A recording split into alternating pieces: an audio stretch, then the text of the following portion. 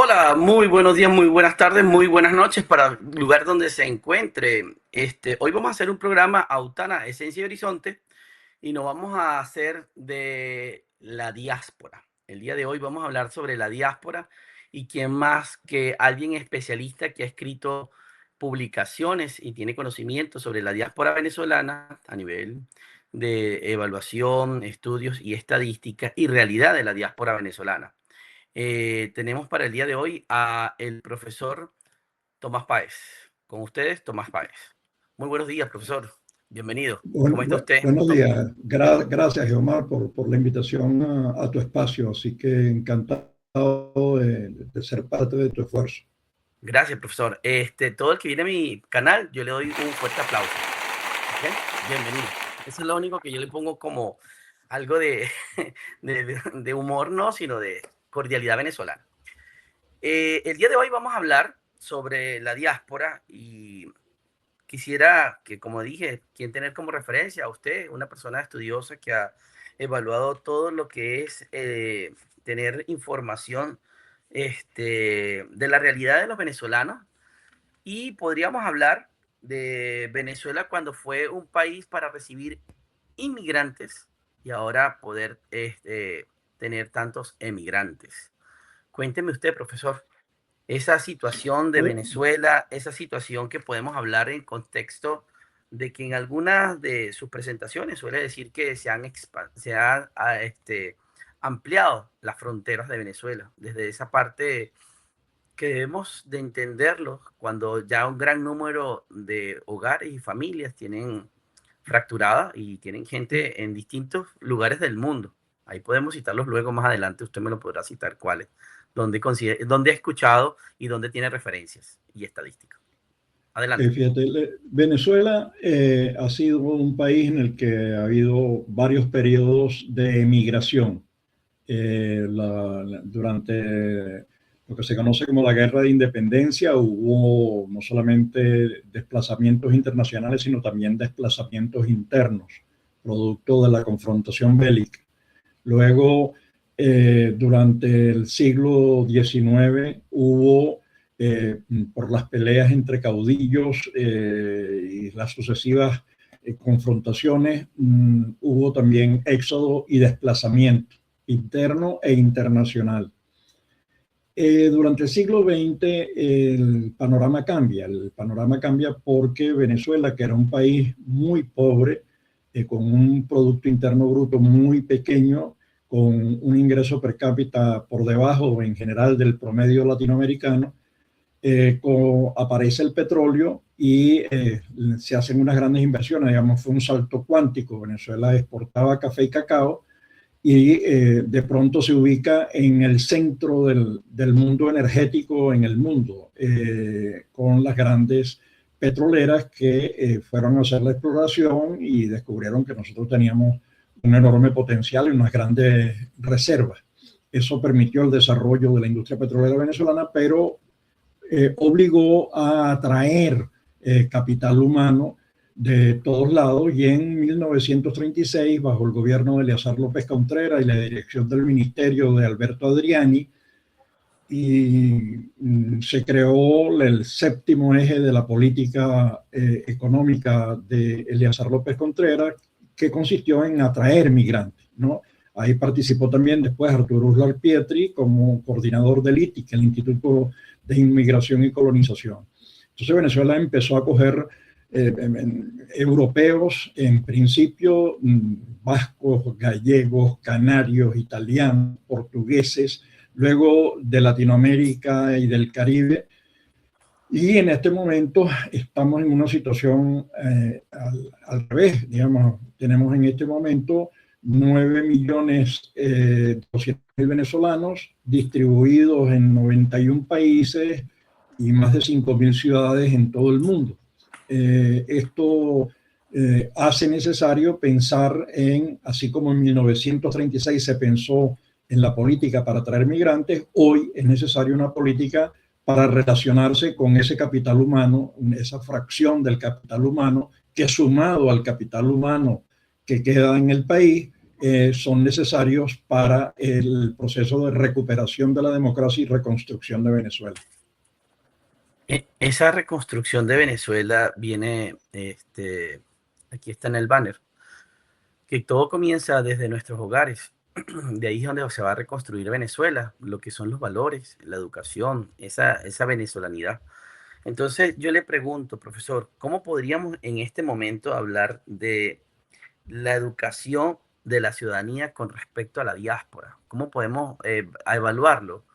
Eh, de todo este gran número de pobladores venezolanos y ciudadanos que se fueron a las distintas latitudes del globo para poder tener una relación en esa reconstrucción y en esa relación de una Venezuela que sí es posible.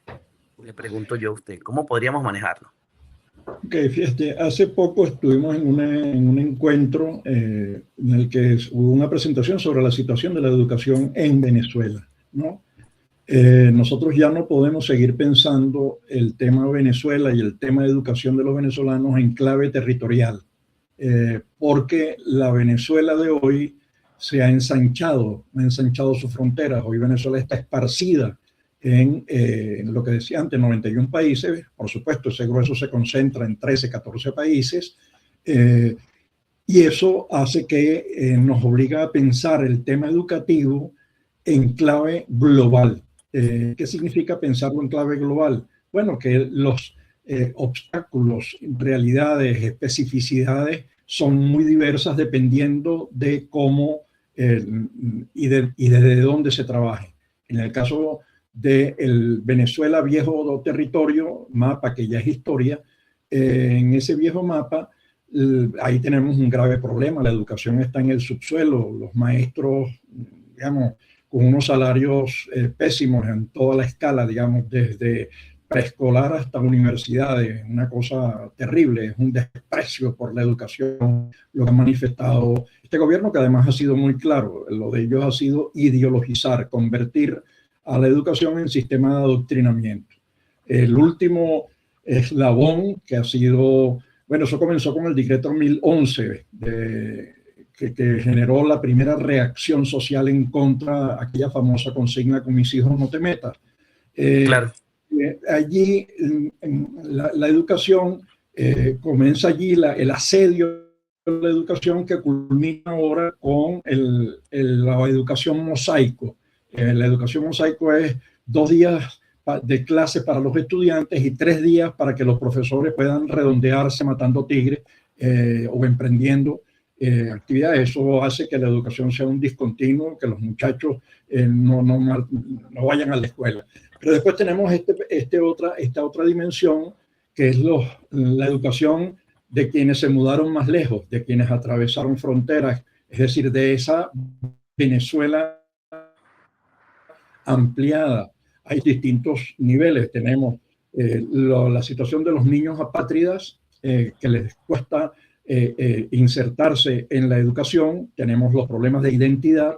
Luego tenemos los problemas de recursos, y en el sector de los jóvenes, aquellos que tuvieron que marcharse dejando a mitad tanto la educación secundaria como la educación superior, las dificultades para insertarse en el proceso educativo. Entonces, esto crea un tema global, es decir, que ya la educación no puede abordarse solo, y reitero, en clave territorio, tiene que abordarse en clave global, en clave nueva geografía de Venezuela, y entonces necesitas instrumentos diversos. Por ejemplo, en el caso de los jóvenes que no pudieron culminar sus estudios universitarios en Venezuela, UNESCO y ESALC, el instituto de la UNESCO, encargado de la educación superior, se ha ocupado de este tema de manera seria, porque ha analizado las políticas públicas en 7 países latinoamericanos que son receptores de una gran migración venezolana,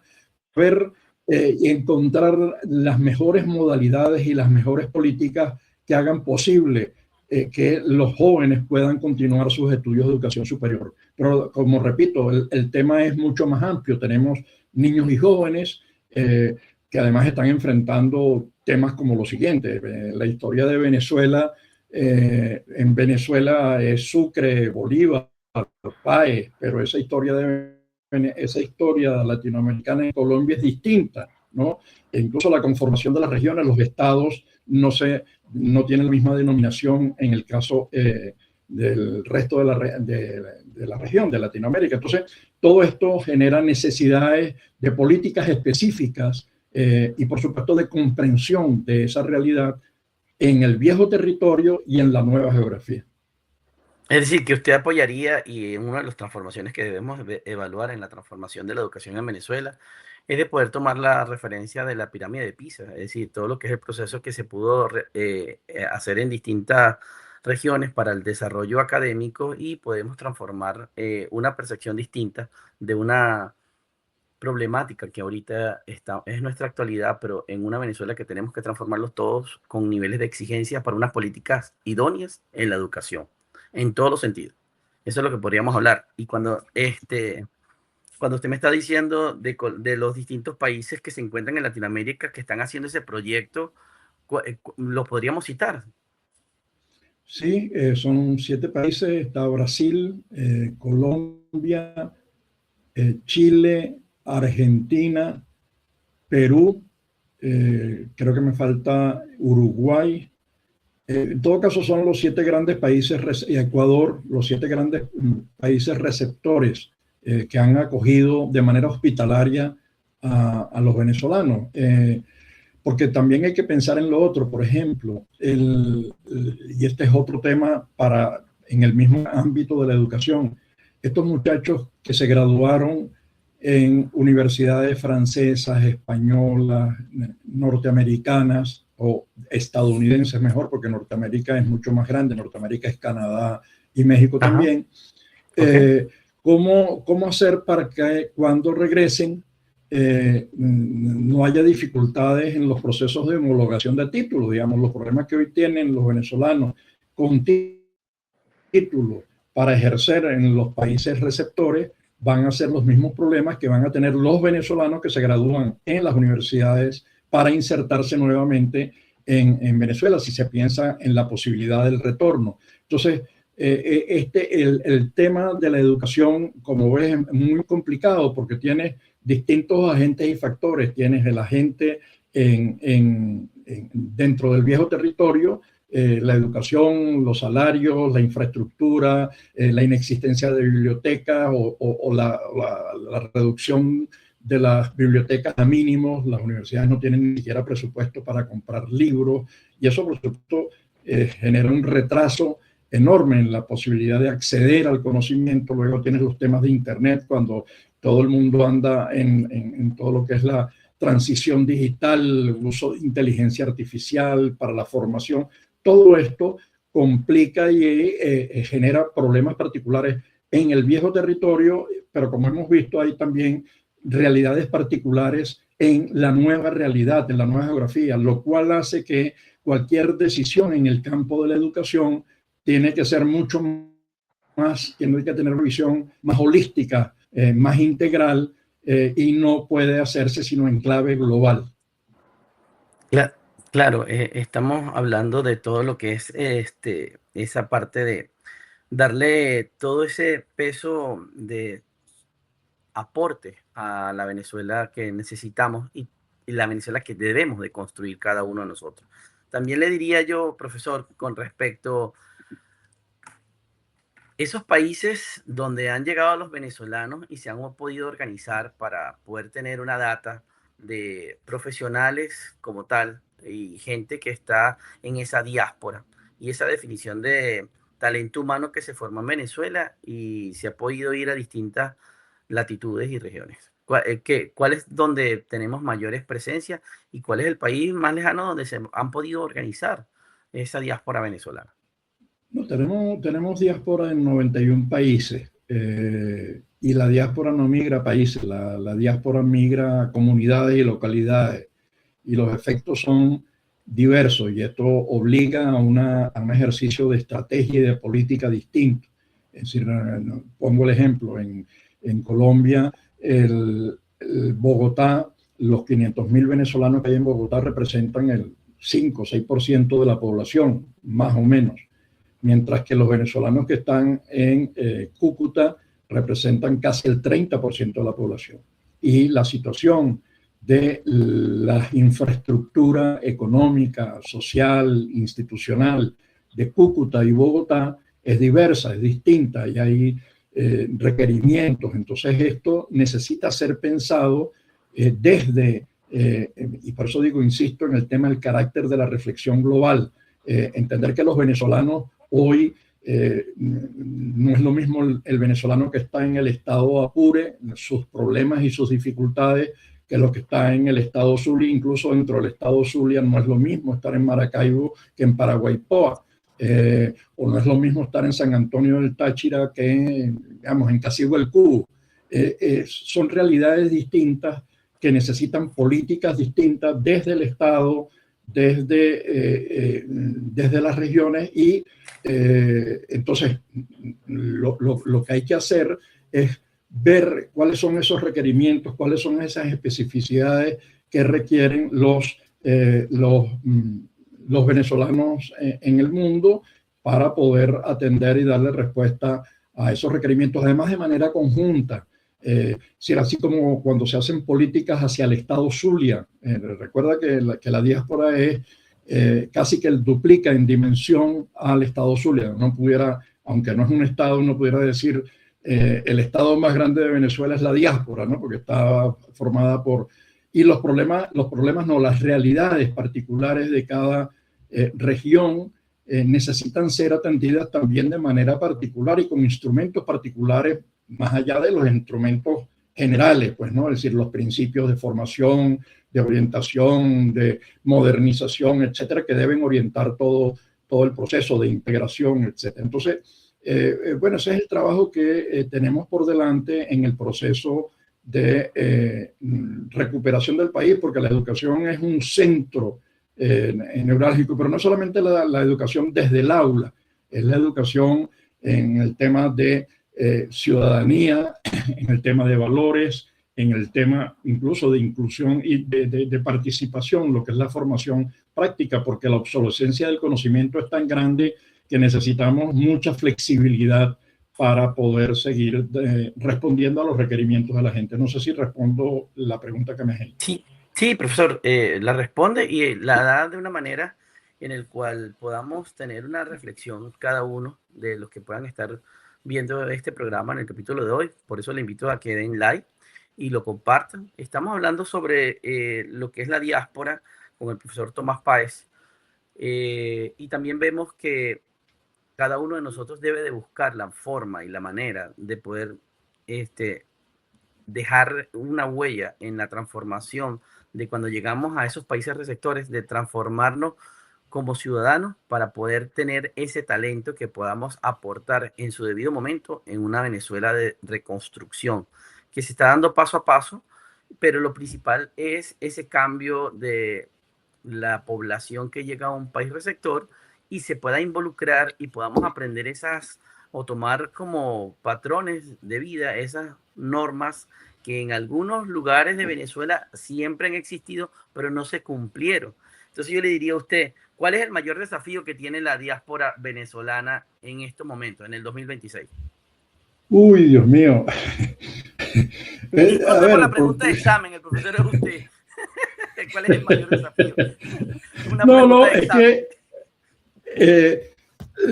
a ver, bueno, primero que la diáspora no es un todo homogéneo, digamos, la diáspora es una pluralidad, es una diversidad muy grande, digamos, tiene personas en el área de la música, tiene personas en el área de la salud, en el área de la salud mental, tiene gente que está trabajando, gente que está estudiando, gente que está, digamos, entonces los requerimientos son diversos, digamos, no hay un tema de la diáspora como...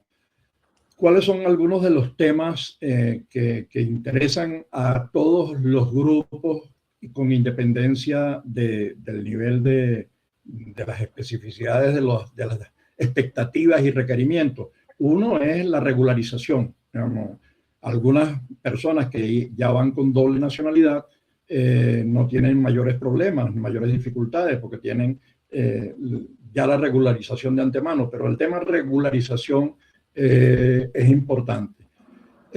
Un asunto importante o un segundo asunto clave es la integración social y económica. Y allí la empresa juega un papel medular, neurálgico, ¿no? Nosotros creemos allí, además, cuando se piensa en política, es la política del sector privado, es la política de la empresa.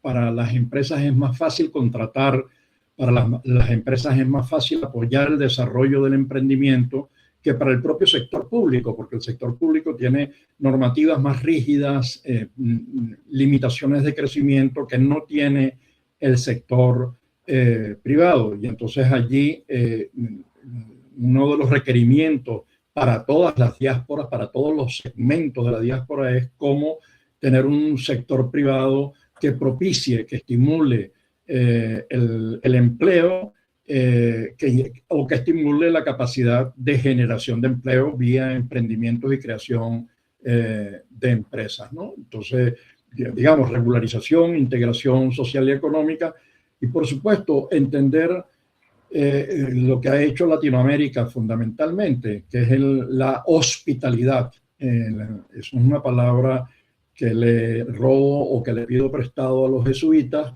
cuando hablan de las migraciones, que es recibirlas, que es acogerlas, ¿no? Más allá de las pequeñas dificultades que pueda haber, porque toda diáspora es irremediablemente positiva.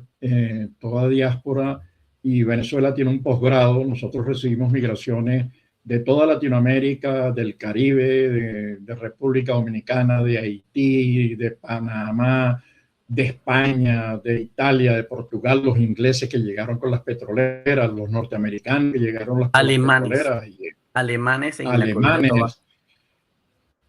No, y Bueno, bueno, hubo escoceses en 1830, una colonia escocesa, hubo una colonia danesa en Chirwa. Digamos que nosotros tenemos el primer consulado portugués se montó por allá por Ciudad Guayana por los lados de 1860. Digamos que tenemos una historia de recepción de migraciones y con ellos Venezuela se hizo grande y ellos se hicieron grandes con Venezuela.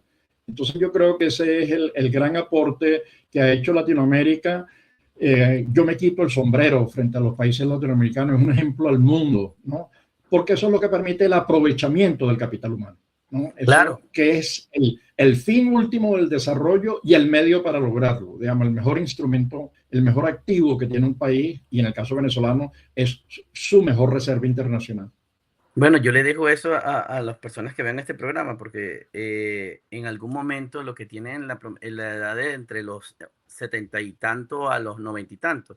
Yo estudié con un muchacho que era portugués en el año 91. Y también francés, apellido Galo, no se me olvida, y el otro era de Freitas, el portugués. Entonces sí es cierto, y uno se veía cómo era la recepción de los venezolanos. No estamos hablando de que mi abuelo era portugués, sino que eran literalmente o hijos o eran los mismos europeos que venían a Venezuela. Entonces Venezuela ha podido recibir tanta población y también se ha podido marchar un gran número, que son 9 millones y tanto. Y eso es lo que muchos van a poder decir. Ese talento humano que se fue, se está formando y en algún momento eso ya será decisión de cada quien de poder regresar, tener una relación más directa con Venezuela y también hacer el desarrollo y levantamiento de la industria venezolana. Hay mucha gente que se está formando en las distintas universidades, que ya se fueron de pregrado o simplemente se fueron con el bachillerato y se formaron en el exterior. Y ese es el talento que no podemos obviar que de alguna u otra manera va a tener una relación con el territorio venezolano y mantendría esas fronteras abiertas como usted lo está diciendo. Usted lo planteaba en alguna de sus conferencias que se fueron solteros y ya se casaron o se fueron con hijos y ya tienen nietos. Entonces ha pasado un largo periodo de tiempo y ya se ha dado ese crecimiento de la familia y del individuo como tal. Ya para concluir y no hablar tanto, me comprometo en poderlo contactar próximamente, antes que finalice el año 2026, volverlo a tener y poderle tomar algo de su tiempo. Porque este es un tema que debemos de darle mucha visualización, especialmente esa gente que dice estamos fuera y qué podemos hacer. Simplemente lo que hay es que ver que la transformación de Venezuela, con el conocimiento que uno aprenda en el exterior, el mero hecho no es solamente aprender el idioma, es el hecho de poder entender las políticas que se puedan manejar en una región, cómo puede transformar en el individuo y poderse hacer parte de un entorno de la sociedad y del país receptor. Yo considero que el tema es bastante amplio, por eso le digo que me gustaría volverlo a invitar en el transcurso del año 2026 para ver si me regala otros minutos más y me pueda dar algo más sobre lo que es la diáspora. Y reconozco y hacemos un trabajo con este canal Autana, Esencia de Horizonte, en generar valores, ver la venezolanidad desde lo positivo y ver la realidad. No todo es lo positivo, hay que seamos real, seamos conscientes de una realidad. Y cuando una población entra al nivel de la conciencia, va a poder transformar la problemática que puede estar atravesando. Eso es una de las cosas con las que buscamos hacer programas de distintos tópicos, pero hoy tuvimos al profesor Tomás Páez. Profesor, dígame su palabra de despedida y qué podemos hacerle saber fuera de su libro, que me tomé el atrevimiento de colocarlo como título del programa, porque Venezuela, y lo digo con el mayor respeto para todos aquellos que puedan escuchar esto. Cuando salimos en algún momento, estaba de boga, irse de Venezuela es como divorciarse aún estando enamorado. Y hay otros que simplemente están del otro lado y los padres, los abuelos, se les hace un nudo en el corazón, se les hace un nudo en la garganta, se les hace unos sentimientos encontrados porque los hijos tienen que volar. Las circunstancias nos han hecho que nos podamos ir, pero la conexión con nuestra tierra, con nuestras añoranzas y nuestro terruño no se ha ido. Eso lo digo para cada uno de los venezolanos que tuvieron que salir en distintas formas, de distintas maneras.